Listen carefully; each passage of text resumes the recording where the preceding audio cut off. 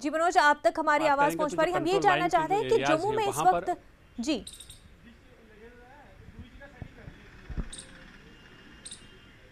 मुनीसा, जम्मू कश्मीर के हालात की अगर बात की जाए तो जो कंट्रोल लाइन के एरियाज हैं वहाँ पर तनाव अभी बना हुआ है, क्योंकि जिस तरह से कल रात से चाहे वो उड़ी का कमलकोट सेक्टर हो या फिर राजौरी, पूंछ या अखनूर का सेक्टर हो, जिस तरह से पाकिस्तान की तरफ से सीज़फायर वायलेशन की गई थी और गोलाबारी की गई थी, उसके बाद से कुछ एरियाज़ में तनाव बहुत बरकरार है। और राजौरी में हमने आज ये भी देखा था कि जो फदाई हदूद की खिलाफ वर्जी करने की कोशिश की गई थी पाकिस्तान की तरफ से, जिसे नाकाम बना दिया गया। उसके बाद कुछ एरियाज ऐसे हैं जहां पर लोग घबराए हुए हैं, लेकिन कुल मिलाकर अगर देखा जाए तो जिस तरह के इंतजाम किए गए हैं, जिस तरह की अलर्टनेस है, चाहे वो आर्मी हो या BSF हो, अलर्टनेस बहुत ज़्यादा है। और ये कोशिश की जा रही है कि पाकिस्तान की तरफ से किसी भी तरह की कोशिश की जाए तो उसका मुवस्सर जवाब दिया जाए। मुनीज़ा, मैं आपको बताऊँ ये भी कि जो श्रीनगर, जम्मू और लेह जो एयरपोर्ट्स हैं उस पर जो कमर्शियल फ्लाइट्स हैं, मुसाफिर बरदार जो जहाज़ हैं, वो फिलहाल वो परवाज़ें मनसूख की गई हैं। और ये एहतियात के तौर पर यह कदम लिया गया है कि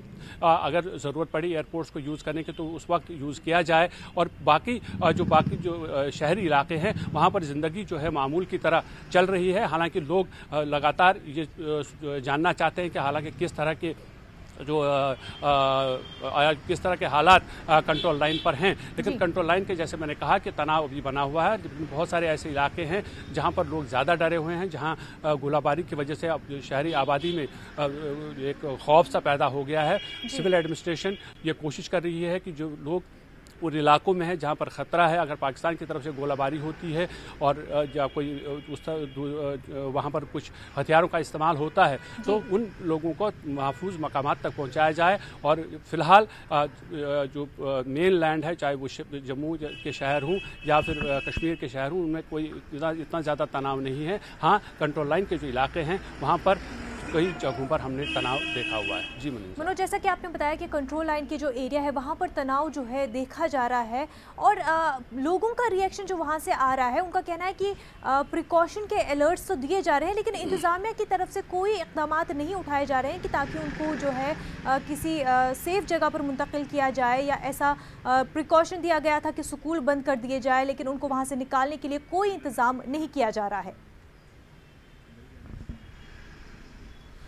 देखिए, कुछ मकामात ऐसे हैं मुनीज़ा, आपने बिल्कुल सही कहा कि कुछ ऐसे मकामात हैं जहां पर लोगों ने ये शिकायत की थी कि उन्हें खौफ पैदा हो रहा है, उन्हें डर लग रहा है और उन्हें महफूज मकामात तक पहुंचाया जाए। हमने एडमिनिस्ट्रेशन के लोगों से बात की थी तो उनका ये कहना है कि वो प्रायोरिटी पर काम कर रहे हैं। वो देख रहे हैं कि जहाँ पर ज़्यादा ख़तरा है पहले उन इलाकों से लोगों को मुंतकिल किया जाए और उसके बाद जो कम ख़तरे वाले इलाके हैं वहाँ उन लोगों को उसके बाद जो है मुंतकिल किया जाए। तो ये एडमिनिस्ट्रेशन ने ये यकीन दिलाया है कि जितने भी लोग जहाँ पर खतरा उन्हें लग रहा है उन्हें महफूज मकामात तक पहुंचाया जाएगा। हमने पहले भी देखा है, इससे पहले जब सीज़फायर वायलेशन हुआ था पाकिस्तान की तरफ से, तो जितने भी एरियाज थे जहाँ पर लोगों को खतरा महसूस हो रहा था उस वक्त उन्हें मुंतकिल किया गया और जब ज़रूरत पड़ी तो जो स्कूल, कॉलेज और तालीमी इदारे बाकी जो हैं उनको भी बंद कर दिया गया था। लेकिन फ़िलहाल आज जिस तरह की सिचुएशन है, हालांकि तनाव बहुत ज़्यादा कंट्रोल लाइन पर है, लेकिन जो जहाँ पर ज़्यादा खतरा महसूस किया जा रहा है, जहाँ पर ये लग रहा है कि लोगों को ज़्यादा खतरा है, पहले उनको तरजीह दी जा रही है और उसके बाद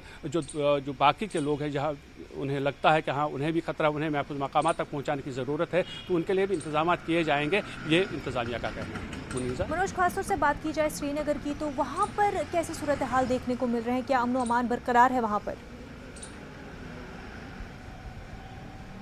देखिए, बिल्कुल अमन अमान बरकरार है, कहीं किसी भी नाखुशगवार वाक़े की कोई इतला नहीं है। आज हमने देखा था कि सुबह कुछ ऐसे लोग थे साउथ कश्मीर में जहां NIA ने आज छापेमारी की थी और कल भी हमने देखा था कि यासीन मलिक के घर पर NIA ने छापे डाले थे और बाकी जो ये भी इतला थी कि मीरवाइज उमर फारूक के घर पर भी हमारा जो NIA है, NIA का छापेमारी की थी और वहाँ से किस तरह के दस्तावेज़ात मिले हैं उसके बारे में कोई जानकारी साझी नहीं की गई। ये नहीं बताया गया कि किस तरह के दस्तावेज़ात वहाँ मिले हैं, लेकिन कुल मजबूरी तौर पर अगर देखा जाए तो हालात काबू में हैं। जी मनीषा। जी बिल्कुल। और मनोज, जैसा कि पहले से ही श्रीनगर में ख़ास तौर से देखा गया कि काफ़ी लोग पैनिक हो रहे थे, तशवीश में थे, तो क्या कल जब एयर स्ट्राइक हुई तो तब से जो लोगों में वो पैनिक जो है कुछ कम हुआ या बड़ा, कैसा रिएक्शन लोगों में देखने को मिला?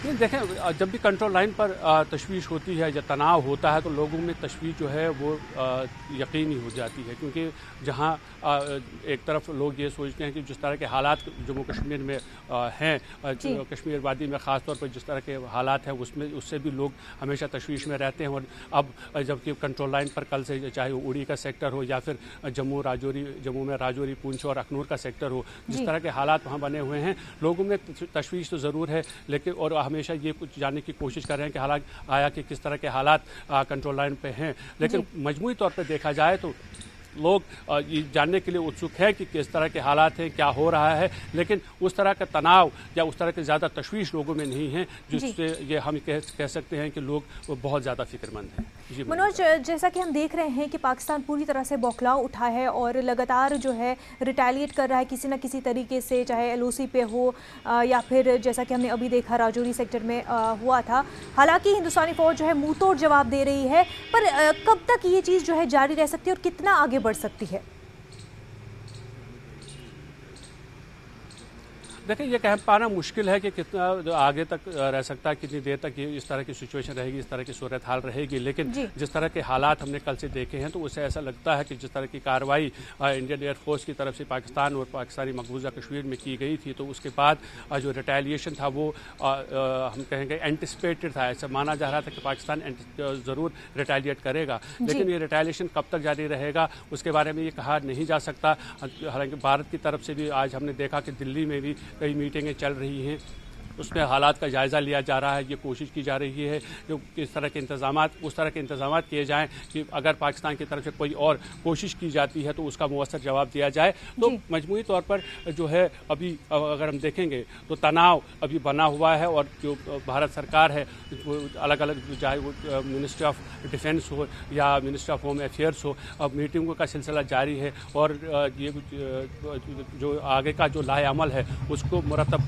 करने की जो कोशिशें हैं वो लगातार जारी हैं। और वो ये जो मीटिंग है, मीटिंगों में ये देखा जाएगा, इनपुट्स लिए जाएंगे कि किस तरह के हालात हैं। अलग अलग तरीके जो एजेंसीज हैं वो इनपुट्स देती हैं और उन इनपुट्स पे किस तरह का जो है लाएअमल मुरतब किया जाएगा और उसको इम्प्लीमेंट कैसे किया जाएगा, ये सब चीज़ें फ़िलहाल चल रही हैं। और ऐसा लग रहा है कि फ़िलहाल जो भारत सरकार है, जो भारत सरकार की डिफरेंट एजेंसीज़ हैं, वो ये कोशिश कर रही हैं कि अगर पाकिस्तान की तरफ से कोई भी हरकत की गई, किसी भी तरह का कोई एग्रेशन किया गया तो उसका जवाब कैसे दिया जाए। मनोज, डिप्लोमेटिक लेवल पर, इंटरनेशनल प्लेटफॉर्म पर इस पूरे मामले को कैसे देखा जा रहा है, क्योंकि मीटिंग्स भी लगातार हो रही है, तो क्या ये एक चीज़ भी ऑन टेबल है कि इंटरनेशनल लेवल पर इस मसले को रखा जाए और जो लगातार सीज़ फायर की खिलाफ वर्जी कर रहा है पाकिस्तान, उसको डिप्लोमेटिक लेवल पर निपटा जाए? जी बिल्कुल, भारत सरकार की हमेशा ये कोशिश रही है कि जो जिस तरह की जो सिचुएशन जम्मू कश्मीर में है और ख़ास तौर पर जो कंट्रोल लाइन पर जब सीज़ फायर वायलेशन होती है और उसमें जानी नुकसान होता है, ख़ास जो शहरी आबादी वाले इलाकों में जब गोलाबारी होती है तो आम शहरी भी उसमें मारे जाते हैं, उन्हें काफ़ी नुकसान, जान माल का नुकसान उठाना पड़ता है। तो जब हमने देखा कि जैसे ही पुलवामा का अटैक हुआ था तो उसके बाद से भारत की ये कोशिश रही कि जो इंटरनेशनल लेवल पे लोग जो मुख्तलिफ ममालिक हैं उन्हें ये बावर कराया जाए कि पाकिस्तान की तरफ से जो मदद मिल रही है, मिलिटेंसी की जो पुष्टपनाही हो रही है, उस पर रोक लगाने की ज़रूरत है। और उसमें भारत काफ़ी हद तक कामयाब भी हुआ है और कुछ ऐसे स्टेप्स भी लिए गए हैं भारत की तरफ से, जिसमें एक बहुत बड़ा स्टेप था कि पाकिस्तान का जो मोस्ट फेवर्ड नेशन तो जो दर्जा था वो वापस ले लिया गया। और इस तरह के कुछ जो इकदाम भारत की तरफ से उठाए गए तो उसका ये मकसद था कि पाकिस्तान को अलग थलग किया जाए आलमी सतह पर, आलमी बरादरी को ये बावर कराया जाए कि पाकिस्तान की तरफ से जो हरकतें जम्मू कश्मीर में की जा रही हैं या मुल्क के दीगर हिस्सों में की जा रही हैं जिससे आम लोगों को नुकसान उठाना पड़ता है, तो उस मामले पर आलमी बरादरी एक हो जाए और पाकिस्तान पर यह दबाव बनाया जाए कि वो जो मिलिटेंसी का जो सपोर्ट है उसको बंद करे और जो दोनों मुल्कों के जो रिश्ते हैं वो सही रास्ते पे आ जाएं और दोनों पड़ोसी ममालिक दुश्मनी को छोड़ के दोस्ती की राह पर गामजन हों। तो ये सब कोशिशें भारत सरकार की तरफ हुई हैं और काफ़ी हद तक कामयाबी भी हासिल हुई है। जी बिल्कुल मनोज, और जैसा कि हमने देखा कि कल की एयर स्ट्राइक के बाद तमाम ममालिक जो है उनका भी बयान ऐसा ही था कि पाकिस्तान को जो है कहा गया कि वो जो सेफ हेवन प्रोवाइड कर रहे हैं टेररिस्ट को वो करना बंद कर दे और जो है कि अमन बरकरार रखे। तो जो तमाम मुल्कों का रिएक्शन आया है वो भी साफ है कि पाकिस्तान को कह रहे हैं कि आप जो सेफ हेवन टेररिस्ट को दे रहे हैं बस उसको बंद कर दे, और उसी के नतीजे में जो रिएक्शन कल एयर स्ट्राइक के रूप में आया था वो बस उस टेररिज्म को स्टॉप करने के लिए था।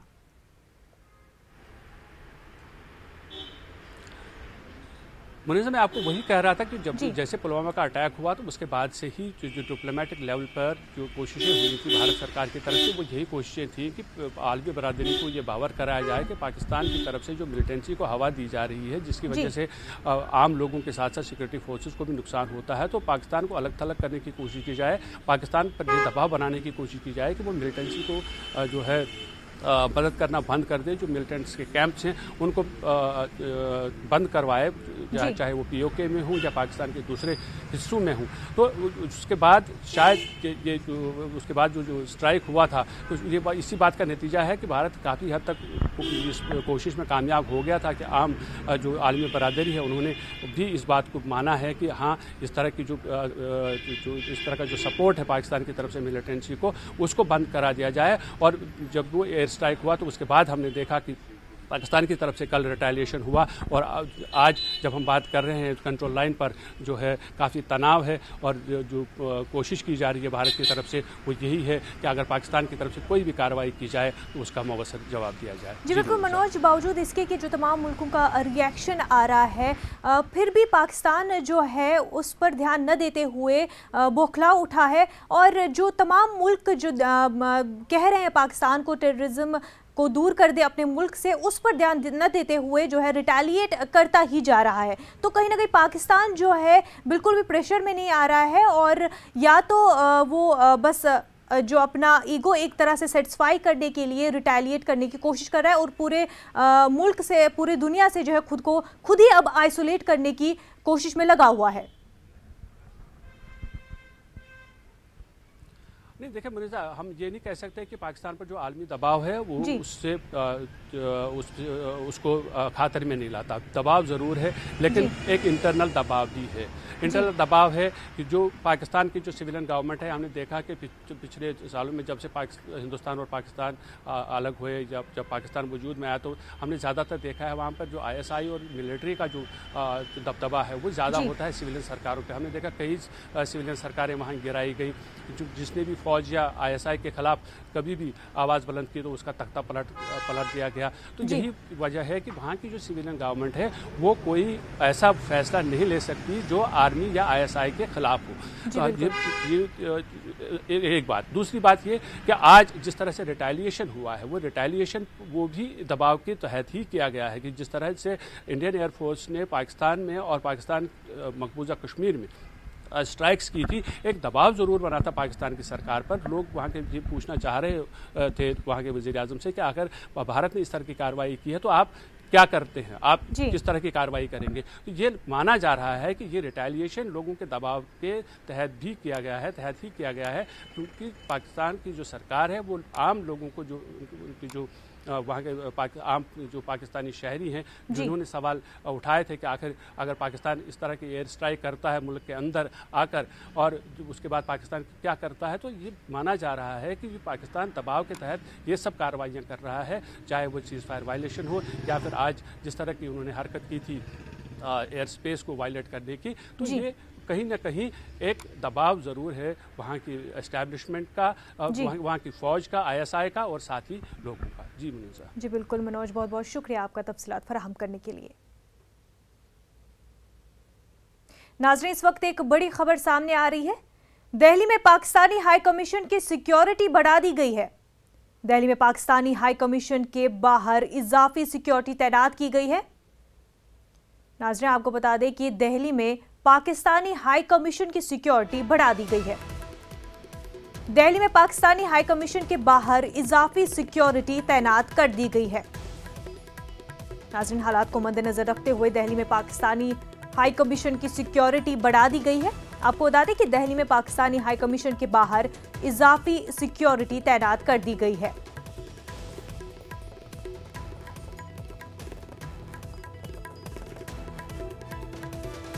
नाज़रीन, दोनों मुल्कों में जारी तनाव के चलते दिल्ली में पाकिस्तानी हाई कमीशन की सिक्योरिटी बढ़ा दी गई है। आपको बता दें कि दिल्ली में पाकिस्तानी हाई कमीशन के बाहर इजाफी सिक्योरिटी तैनात कर दी गई है।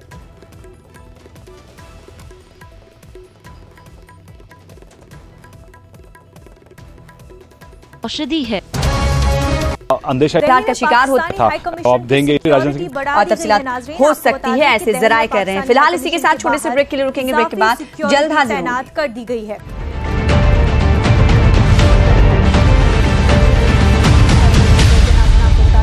पाकिस्तानी हाई कमीशन है 16 चैनल हर इजाफी सिक्योरिटी तैनात कर दी गई है।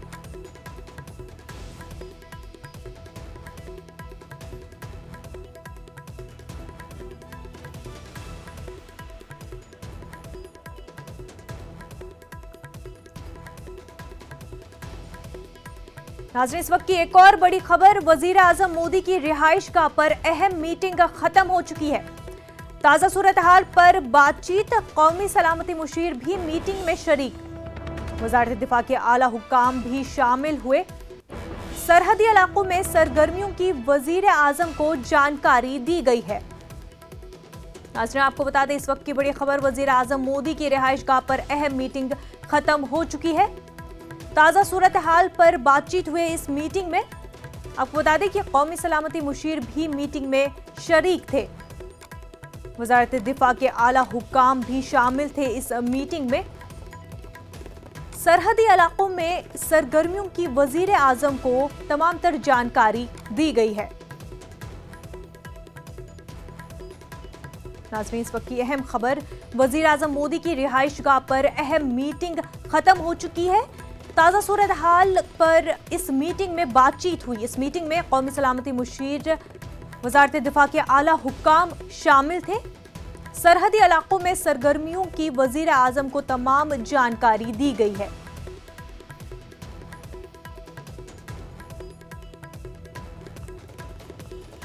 आपको बता दें नाजरीन, वज़ीर आज़म मोदी की रिहाइशगाह पर जारी मीटिंग अब ख़त्म हो चुकी है। इस मीटिंग में ताज़ा सूरत हाल पर गौर-व-ख़ौज़ हुआ है। कौमी सलामती मुशीर और वज़ारत दिफा के आला हुक्काम इस मीटिंग में शामिल थे। सरहदी इलाकों में सरगर्मियों की वज़ीर आज़म को तमाम तर जानकारी दी गई।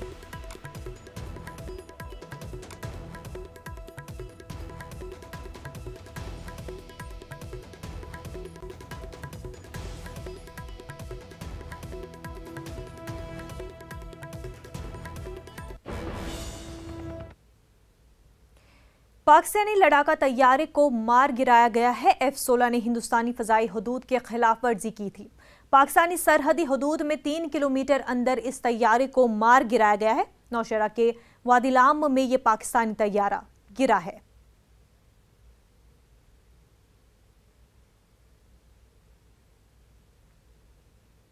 जम्मू कश्मीर के शोपियां के मेमंदर में मिलिटेंटों और फोर्सेस के दरमियान मुठभेड़ खत्म हो गई है। मुठभेड़ में 2 मिलिटेंट हलाक हुए हैं।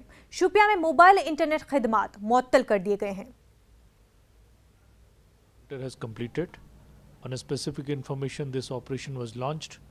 On the during the ensuing gunfight, 2 terrorists were killed, and these 2 terrorists belong to proscribed terrorist organization Jaish-e-Mohammed. Arms and ammunition have been recovered. From the incriminating materials that we have recovered, it is ascertained that 1 terrorist belonged to Pakistan, is a Pakistani national, and the other one is from the local area. And police has now started the investigation on the basis of the materials that we have taken in our custody. Sir, any collateral damage outside? During the operation, there is no collateral damage. The forces have safely de-inducted, and police has now started the investigation of the case. Hind पाक कशीदगी को देखते हुए जम्मू, श्रीनगर, चंडीगढ़, अमृतसर, देहरादून हवाई अड्डों को बंद कर दिया गया है। अमृतसर और चंडीगढ़ एयरपोर्ट पर फ्लाइट खदमात मनसूख कर दी गई हैं। स्टाफ को एयरपोर्ट से बाहर निकाला गया है।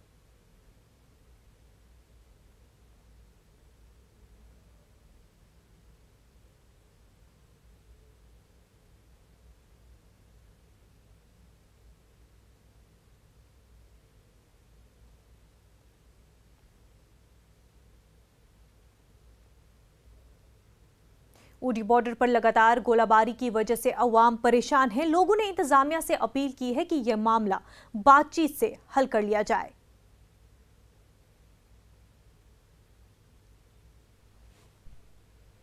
ज़बरदस्त शेलिंग हो रही है दोनों तरफ से, एक तरफ से नहीं दोनों तरफ से हो रही है और काफ़ी दिक्कत में सामना कर रहे हैं लोग और बहुत मुश्किलात में। वहाँ पे बैंकर वगैरह भी नहीं है और हम लोगों को कोई सेफ्टी भी नहीं है ना किसी भी तरीके से। बहुत दहशत है लोगों में, बहुत ज़बरदस्त। बच्चे इस वक्त घरों में परेशान हैं, रो रहे हैं कि किस तरीके से हम लोग जी रहे हैं यहाँ पे, हम लोगों को कोई पता। हर वक्त ये लोग बॉर्डर के जो लोग हैं, हम लोग हर वक्त हम लोगों के साथ यही होता है। जब भी गोलाबारी होती है बॉर्डर के लोग कभी कुदर तहस नहस होते हैं, कभी कुदर तहस नहस होते हैं। इसलिए हमारा गवर्नमेंट से रिक्वेस्ट है कि किसी भी हालत में हम लोगों के साथ बातचीत होनी चाहिए, जिससे हम लोग पुरअमन तौर तरीके से अपने घरों में रह सकें। देखो जी, कल शेलिंग हुई थी वहाँ से रात को, लेकिन उसके बाद जो है वहाँ की शेलिंग बंद होगी, लेकिन यहाँ की शेलिंग 10 बजे तक गई। तो लोग बहुत खौफ हरास में हैं, क्योंकि ख़ासकर कमल कोर्ट में कोई बैंकर्स वगैरह नहीं है। तो लोगों के हम गवर्नर इंतज़ामिया से इस्तेमाल करते हैं कि कमल कोर्ट, नावारुंडा, चुरुडा, इन सारे लोगों के लिए जो है हिफाजती बंदोबस्त किए जाएं। कोई फैसिलिटी नहीं है, ट्रांसपोर्ट नहीं है। ख़ासकर मैं डिप्टी कमिश्नर से बारामूला से गुजारिश करता हूं कि वो इन इलाकों का दौरा करें और देखें कि कहां कहां वल्नरेबल एरियाज़ हैं। बहुत सफ़र कर रहे हैं लोग, जो हैं बिल्कुल गारों के नीचे हैं, पहाड़ों को जो पहले हम लोगों ने खुद बनाए हुए हैं उनमें छुपे हुए हैं। तो गवर्नमेंट का ऐज़ान अभी तक जो है कोई